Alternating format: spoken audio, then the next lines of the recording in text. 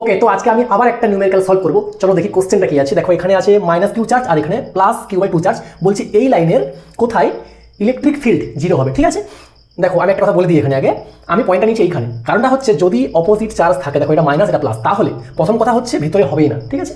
আর বাইরে হবে, এবার বাইরে লেফট আছে রাইট আছে, কোথায় হবে? মনে রাখবে যেখানে চার্জের ম্যাগনিটিউডটা কম সেই দিকে হবে। দেখো এখানে আছে q চার্জ, এখানে q/2, এখানে হাফ চার্জ, তাহলে এখানে চার্জ কম, তাই এর পাশে চার্জটা হবে, ঠিক আছে? পয়েন্টটা এখানে হবে। এবার তাহলে আমরা আসছি সলিউশনে। দেখো ফার্স্ট আমাকে করতে হবে এই যে ফার্স্ট চার্জ এর জন্য এই পয়েন্টে ইলেকট্রিক ফিল্ড কত বের করবো, তারপরে এই যে q/2 জন্য এই পয়েন্টে ইলেকট্রিক ফিল্ড কত বের করবো, ঠিক আছে? তাহলে আমি ফার্স্টে করি q চার্জের জন্য কি হবে, F - q ইকুয়াল টু, আমরা ফর্মুলা কি জানি, k q/r²। এখানে আরটা কত দেখো, এটা a আর এটা x, তাহলে x + a তার হোল স্কোয়ার, ঠিক আছে? এবার আমি বের করবো কি F q/2 জন্য কি হয়, ডিস্টেন্স কত x, আর এখানে কে চার্জ কত q/2, আর ডিস্টেন্স হচ্ছে r² মানে x এর স্কোয়ার।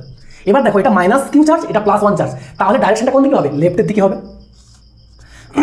আর এটা হচ্ছে +q/2 চার্জ, এটা +1 চার্জ, তাহলে ডাইরেকশন কি হবে, রিপালশন হবে, তাহলে এই দিকে হবে। দেখো বলেছে এই পয়েন্টে ইলেকট্রিক ফিল্ড 0, তাহলে অবশ্যই এরা যে অপোজিট ডাইরেকশন, এটা যাচ্ছে ডান দিকে, এটা যাচ্ছে বাম দিকে, এরা যদি ইকুয়াল হয় তাহলে এই পয়েন্টে ইলেকট্রিক ফিল্ড 0 হবে, না হলে পসিবলই নয়। তাহলে আমরা কি বলতে পারি যে দুটো ইকুয়াল, তাহলে k q x + a তার whole square equal to k q/2 x², দুটো ইকুয়াল করে দিয়েছি। এখান থেকে আমাদের বের করতে হবে x, কি করবো দেখো, কে কাটবে, q কাটবে, থাকলো পরে কি 1/x + a তার whole square equal two 1/2x², ঠিক আছে? এবারে আমরা একটা শর্টকাট ট্রিক লাগাবো, বোথ সাইডে আমরা রুট করে দেবো, রুট করছি, ঠিক আছে?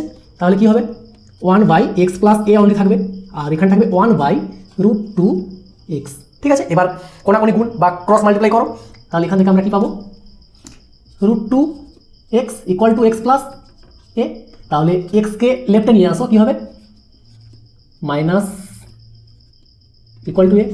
এইবারে x কমন নিয়ে নাও, আমি এখানে করে দিই এটা, x কমন নিলাম, তাহলে থাকলো পরে √2 - 1 ইকুয়াল টু a, তাহলে x ইকুয়াল টু কী হবে a/√2 - 1।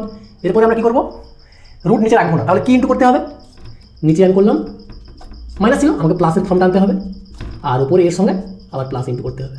তাহলে নিচে আমরা a² - b² ফর্মুলা লাগে কত হবে, 2, এটা 1 হবে, আর উপরে কি রাখছে a√2 + 1।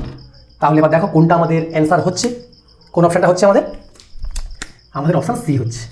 আই থিঙ্ক তোমরা বুঝতে পেরেছো, দেখে নাও একবার।